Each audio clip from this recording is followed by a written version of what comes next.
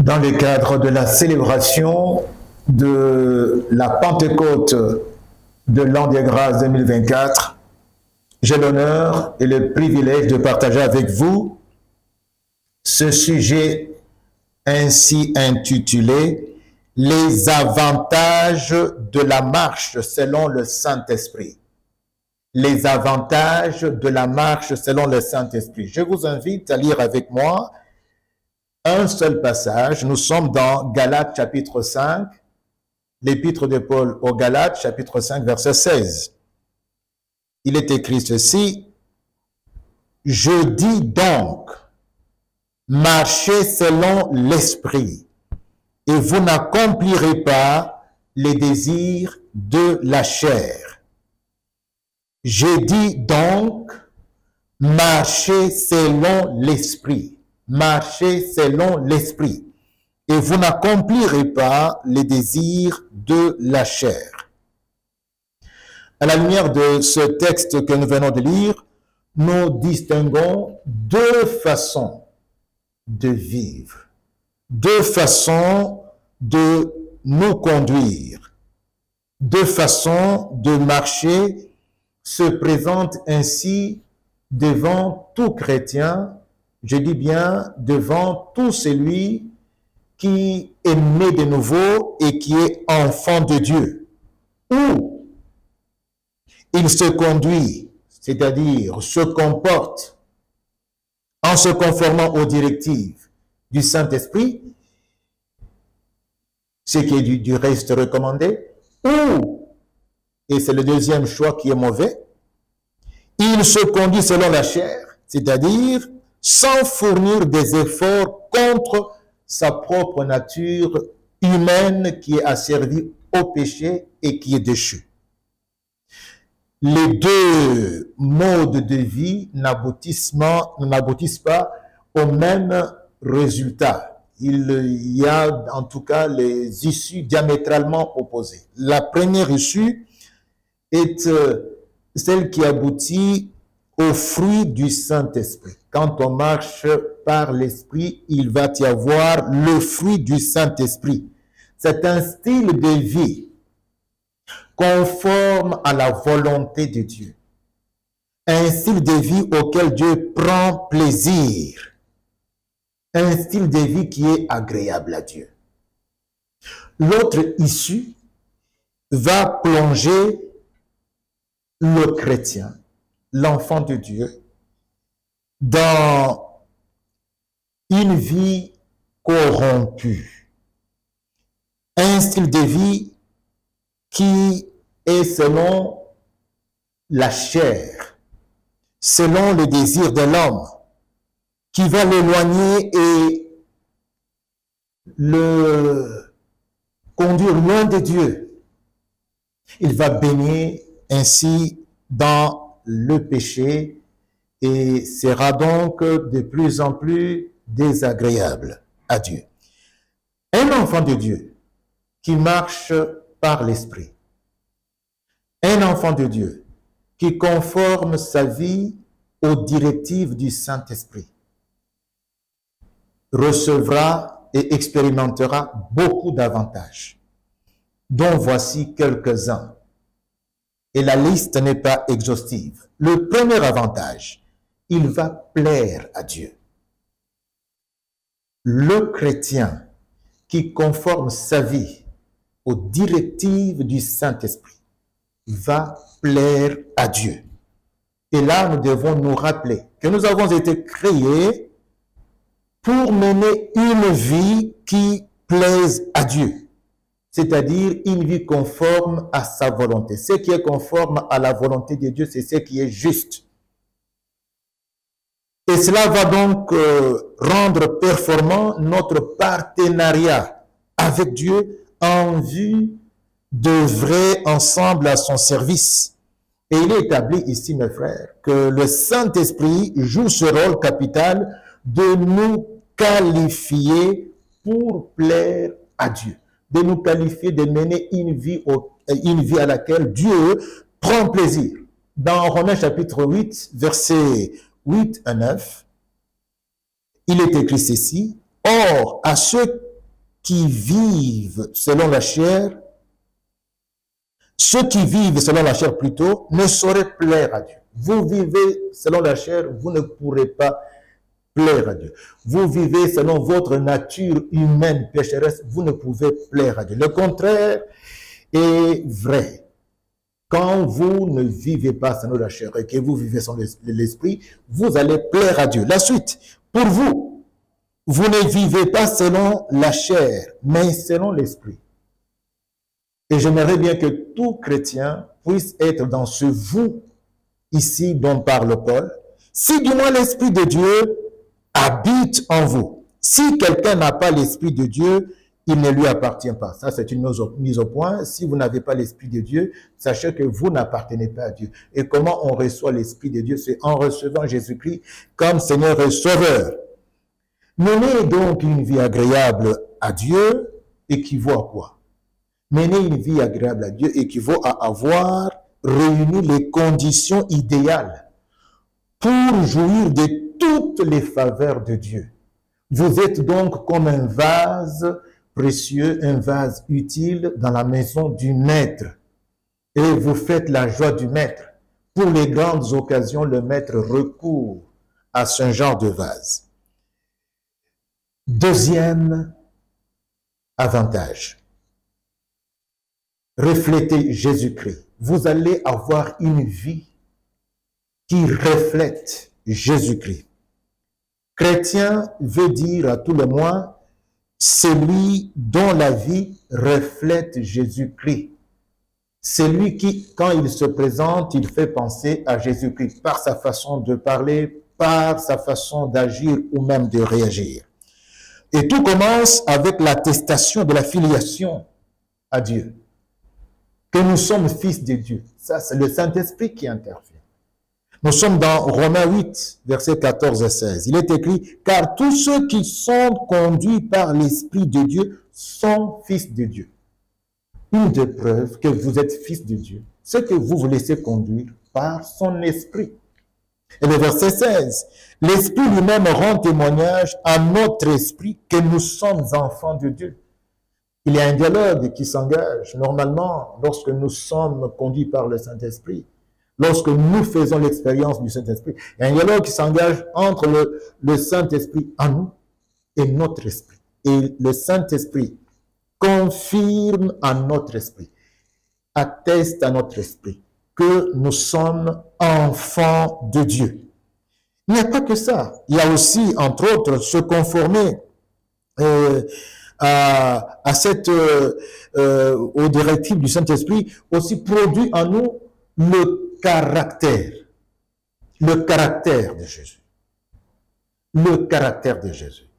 Et quand on parle du caractère de Jésus, c'est ce qu'on appelle aussi le fruit du Saint-Esprit. Et cela, nous l'avons dans Galates chapitre 5, verset 22. Nous avons l'amour, nous avons la joie, nous avons la patience, nous avons la paix, nous avons la bonté, nous avons la bienveillance, nous avons la douceur, nous avons la tempérance. Et quand on a ce modus vivendi, on est de loin au-dessus de ce que la loi exige. Au-dessus, la loi est vraiment au-dessous. Ce mode de vie, c'est Jésus qui vit en nous, selon qu'il est écrit dans Galates chapitre 2, verset 20. J'ai été crucifié avec Christ, et si je vis, ce n'est plus moi qui vis, c'est Christ qui vit en moi. Les Écritures nous recommandent d'ailleurs ce fruit du Saint-Esprit.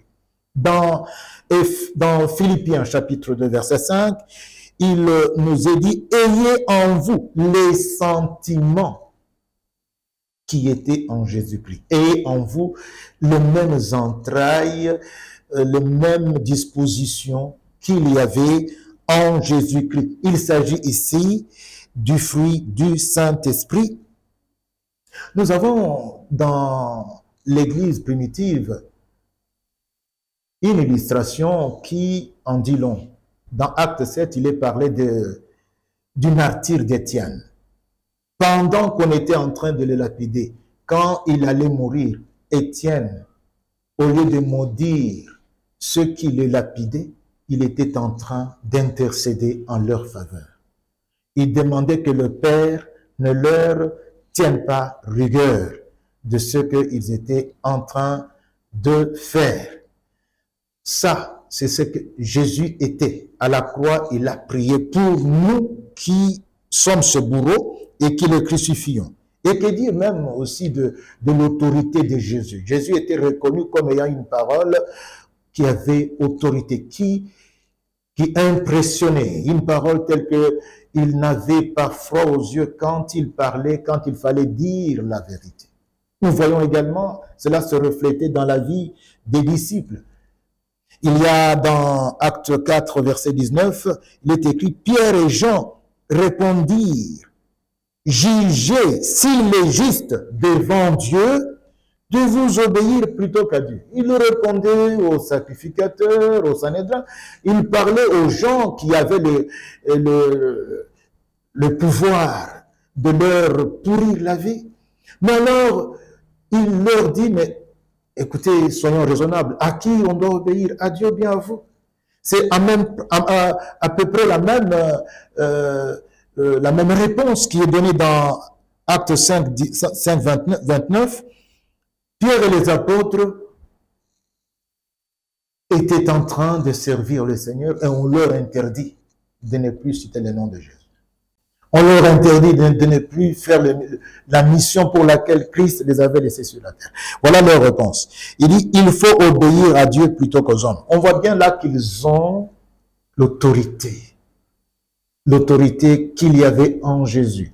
Et on se rappelle que déjà à la Pentecôte, ceux qui étaient timorés, qui étaient cachés, qui avaient peur, sont restés et sont sortis et ont parlé devant des foules et des foules en présentant l'évangile, en parlant de Jésus-Christ avec audace, sans crainte.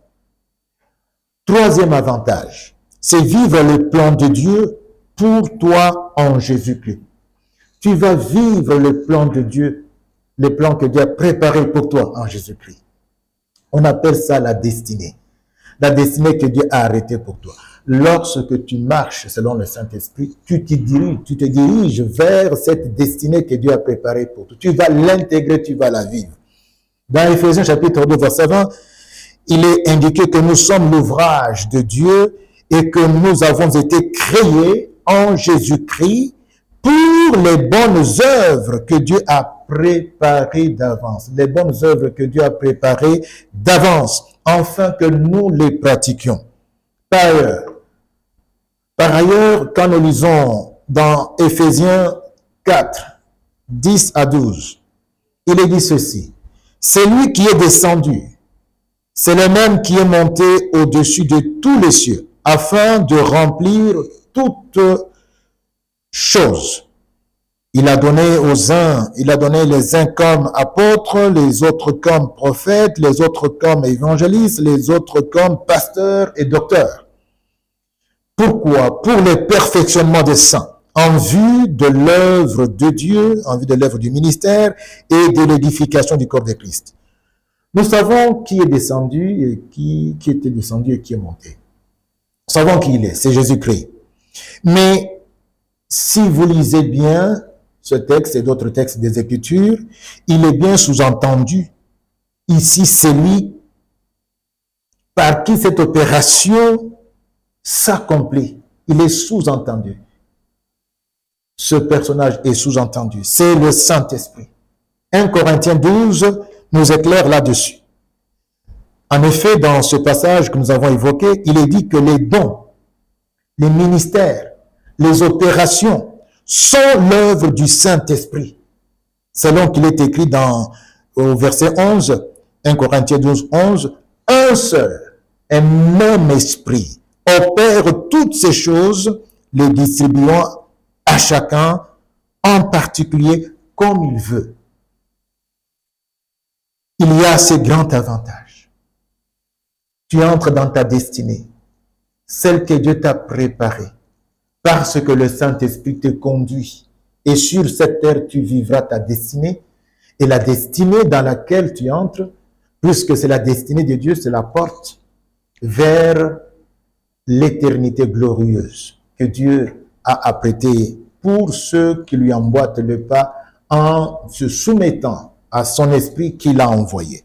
Quatrième avantage, aptitude de service. Le Saint-Esprit nous octroie l'aptitude de servir. Nous sommes serviteurs. Qu'on nous regarde comme des serviteurs de Christ, et ce qu'on attend bien sûr, et comme des dispensateurs des mystères de Dieu. Et ce qu'on attend des dispensateurs des mystères de Dieu, c'est qu'ils soient trouvés fidèles.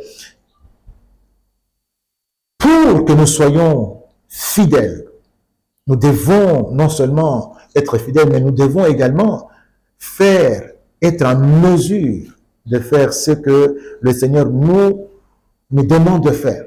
Et le Saint-Esprit nous qualifie pour faire le service, nous rend aptes. Mes frères et sœurs, marcher selon le Saint-Esprit procure la puissance de témoigner pour Jésus, selon Acte 1, verset 8. Vous recevrez une puissance. C'est une qualification d'en haut. Une puissance. Le Saint-Esprit survenant sur vous, et vous serez mes témoins. Vous serez prêts à mourir pour moi. Vous ne reculerez devant rien. C'est la puissance que le Saint-Esprit vous apporte qui va vous rendre ainsi capable. Vous serez ainsi mes témoins à Jérusalem, dans toute la Judée, dans la Samarie, jusqu'aux extrémités de la terre.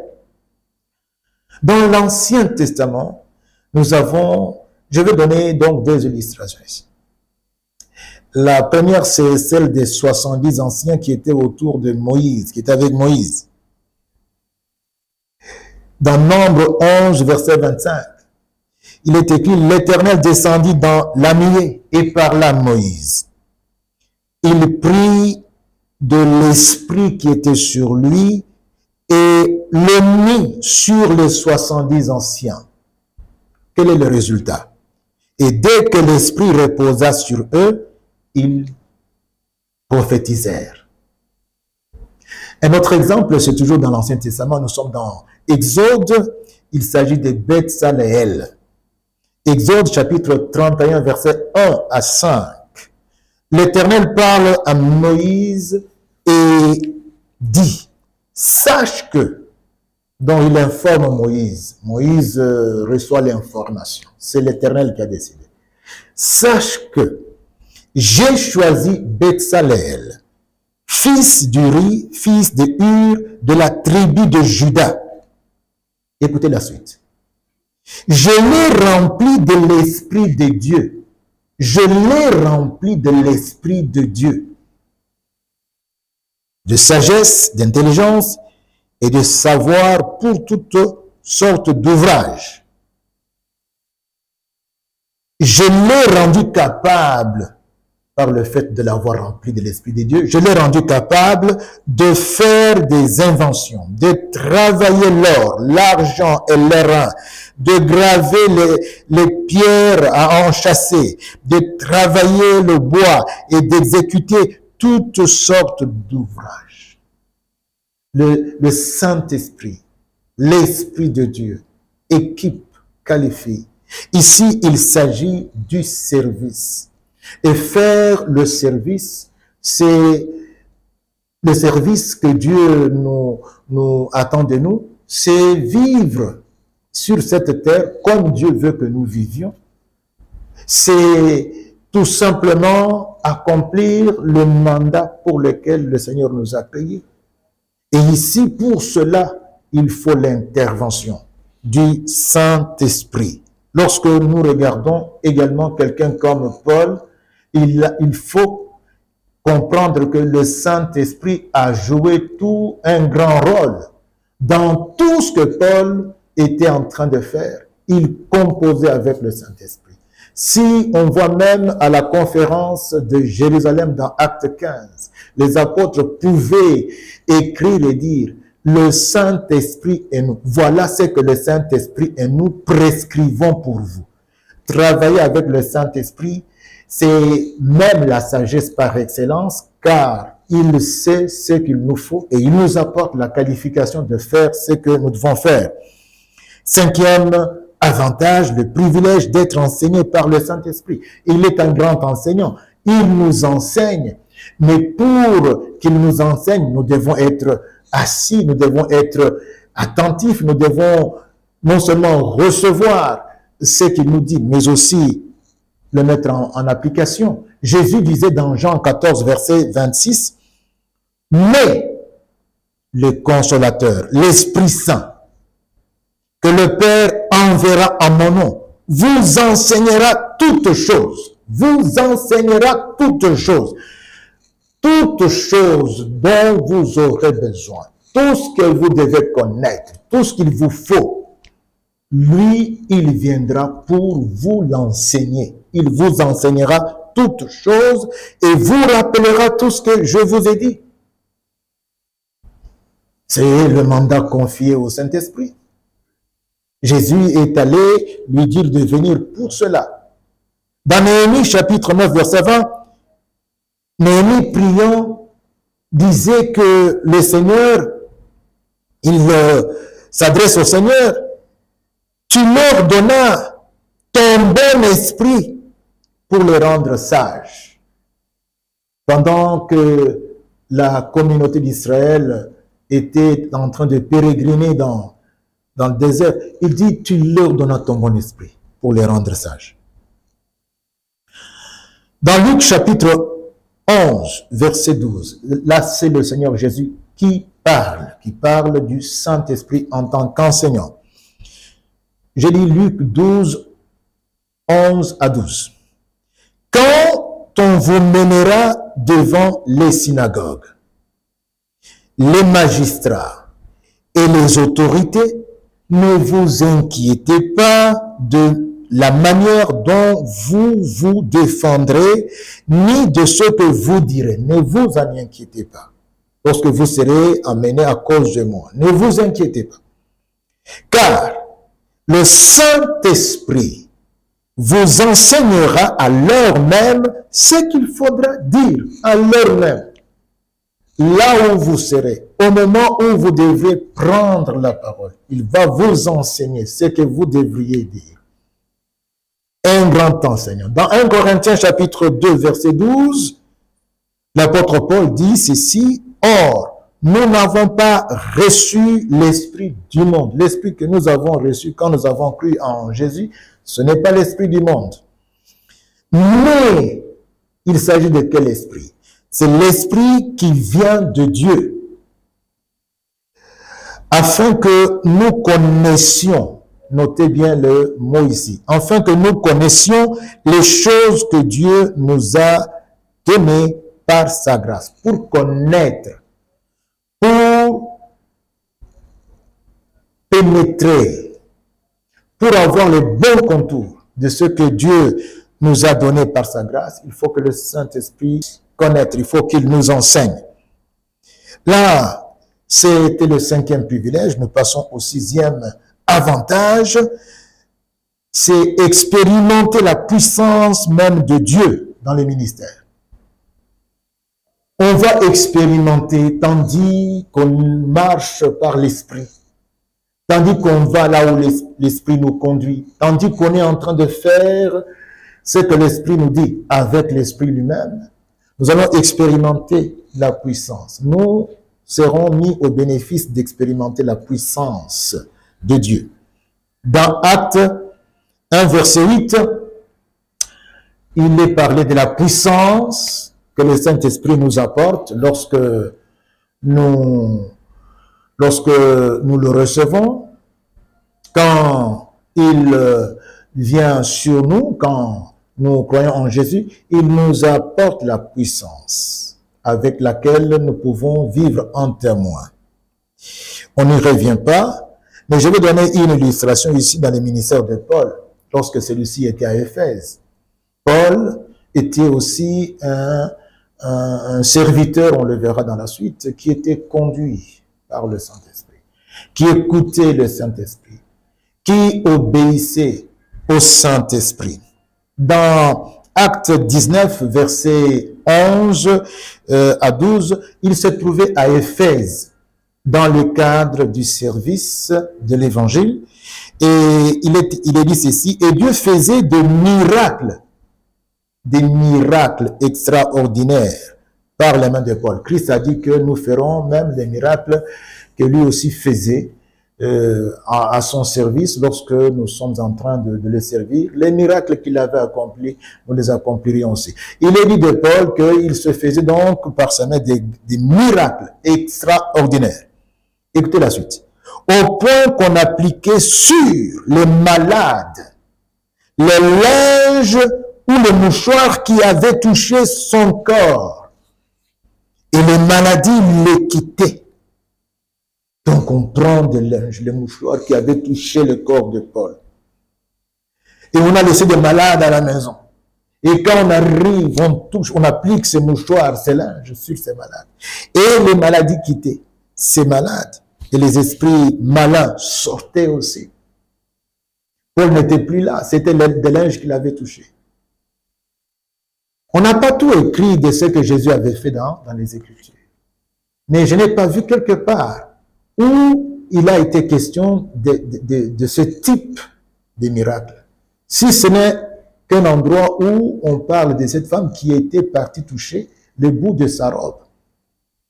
C'est tout simplement pour montrer que le Saint-Esprit est le canal par lequel toute la puissance de Dieu, la puissance dont Dieu s'était servi pour ressusciter même Christ d'entre les morts. Cette puissance passe par le Saint-Esprit. C'est lui qui l'amène, c'est lui qui apporte cette puissance. Je voudrais te dire à toi, mon frère, à toi, ma soeur, de te laisser conduire par le Saint-Esprit, de le laisser te conduire où il veut. Parce que quand tu y vas, c'est là où la puissance de Dieu va se manifester, comme nous l'avons vu ici dans le cas de Paul. Ne forcez pas les choses en allant où vous voulez, en vous accrochant à ceci ou à cela. Laisse le Saint-Esprit vous dire de partir et d'aller faire ce que Dieu veut que vous fassiez. C'est là où vous allez expérimenter la puissance de Dieu qui vient avec le Saint-Esprit avec lequel vous travaillez. C'est un avantage. Il fera en sorte qu'on vous voit, qu'on vous localise. On n'aura Dieu que pour toi et pour vous. Où est-ce que vous serez? Dans un trou quelconque, dans un coin ignoré, où il n'y a pas de feux, de caméras qui vous suivent. Nous, le Saint-Esprit, là où il vous a envoyé, il fera en sorte que le moment où vous devriez intervenir, lorsque le moment où vous devriez être sur la sellette arrive, on va vous découvrir dans le coin perdu où vous vous retrouvez. Actes chapitre 6, versets 3, 5 et 6. Il s'agit des premiers diacres qu'on devait choisir. Les apôtres disent ceci. C'est pourquoi, frères, choisissez parmi vous 7 hommes. Choisissez parmi vous 7 hommes de qui l'on rende un bon témoignage. Donc, un bon témoignage. Qui soit plein d'Esprit Saint et de sagesse. Et que nous chargerons de cet emploi. Ce sont des hommes et des femmes, des hommes, ici on parle des hommes, que l'assemblée, vous voyez. Mais pourquoi et comment on les voyait? Parce qu'ils étaient des hommes remplis du Saint-Esprit. Et ça, c'est le profil que les apôtres présentent. C'est le critérium qu'il faut avoir. Il fallait qu'ils soient remplis du Saint-Esprit et puis qu'on rendait un bon témoignage. Cette proposition plut à l'assemblée. Ils élurent Étienne. Écoutez ce qu'on dit d'Étienne. Homme plein de foi et d'Esprit Saint.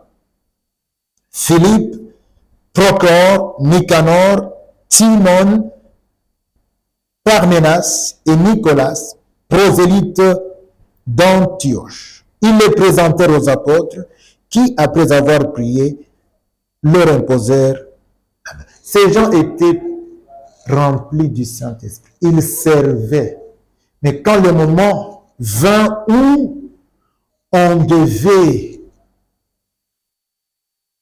avoir les hommes selon les profils présentés par les apôtres, eux, puisqu'ils marchaient par le Saint-Esprit, étaient le type de serviteurs dont on avait besoin. Alors, ils étaient choisis et puis ils ont été donc désignés comme des diacres. De même aussi le duo Paul et Barnabas. Nous sommes là à Antioche. Dans Actes 13, versets 2 et 3. Voici ce qui est écrit. Pendant qu'ils servaient le Seigneur dans leur ministère et qu'ils jeûnaient, le Saint-Esprit dit, mettez-moi à part Barnabas et Saul pour l'œuvre à laquelle je les ai appelés. Alors, après avoir jeûné et prié, ils leur imposèrent la main et les laissèrent partir. Voilà donc des hommes qui marchaient selon l'esprit et que l'esprit avait localisé, et c'est eux qui vont être désignés, c'est eux qui vont être aussi envoyés comme apôtres, comme ministres à l'œuvre que le Saint-Esprit lui-même avait déjà préparée pour eux. Je pense aussi ici à quelqu'un qui était en prison comme Joseph. Il avait une vie de crainte de Dieu. Joseph, mais aussi, je pense à David qui était derrière les brebis, je pense à Mardochée, je pense à Daniel, je pense aux compagnons de Daniel. Et quand on voit toutes ces personnes, qu'est-ce qu'ils avaient de commun? Ils avaient la crainte de Dieu. La crainte de Dieu, c'est une autre appellation de la marche par l'esprit. La marche par l'esprit fait que où que l'on soit, même quand on est dans la déportation, on soit donc désigné comme on soit repéré, on soit vu pour être élevé. Ne forçons donc pas la main à Dieu avec la corruption et que la tricherie. L'élévation vient de l'Éternel. Le huitième avantage, c'est la direction. Dieu aime nous conduire. Dans Ésaïe chapitre 30, verset 21, il est dit, tes oreilles entendront derrière toi la voix qui dira, voici le chemin, marchez-y. Car vous iriez à droite ou vous iriez à gauche. Le Saint-Esprit dirige les pas de ceux qui lui sont soumis. Dans Luc 4, verset 1, Jésus, rempli du Saint-Esprit, revint du Jourdain. Il fut conduit par l'Esprit. Il fut conduit par l'Esprit dans le désert. Donc, Jésus, rempli du Saint-Esprit, fut conduit par l'Esprit dans le désert. Jean 16, versets 13 et 14. Quand le Consolateur sera venu, l'Esprit de vérité, il vous conduira dans toute la vérité. Il vous conduira dans toute la vérité.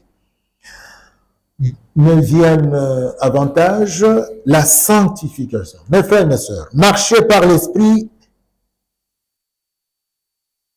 marcher en obéissant au Saint-Esprit ne peut se faire sans un engagement conscient de faire allégeance au Seigneur Saint-Esprit. Donc un engagement conscient, on s'engage à le faire allégeance. Et il va de soi qu'on sera sur la voie de la sanctification. Au fait, d'après Jean 16, 13, nous avons lu le Consolateur, l'Esprit de vérité, vous conduira dans toute la vérité. Il dira tout ce qu'il aura entendu et vous l'annoncera. Le Saint-Esprit prend ce qui est à Dieu et nous l'annonce. On sait bien qu'il procède du Père et du Fils. Or, Dieu est saint. Quand il prend ce qui est à Dieu et nous l'annonce, quand nous recevons cela, eh bien, nous recevons les directives qui nous font baigner dans la sainteté et cela va de soi. Dixième avantage, c'est l'entrée confortable dans le royaume de Dieu. Lisons ensemble Éphésiens chapitre 4, verset 30. Il nous est donné ces conseils. N'attristez pas le Saint-Esprit de Dieu par lequel vous avez été scellés pour le jour de la rédemption. Nous avons été scellés. Le sceau dont on a été scellés, c'est le Saint-Esprit. Et c'est le sceau de la rédemption comme garantie annonçant la complétude attendue au retour de Jésus-Christ. Mon frère, ma sœur, en marchant selon l'Esprit qui nous a été envoyé par le Père et par le Fils, nous sommes là en train d'affermir notre statut de racheté et nous nous engageons sur la piste, sur la voie qui nous conduit vers la demeure du Père.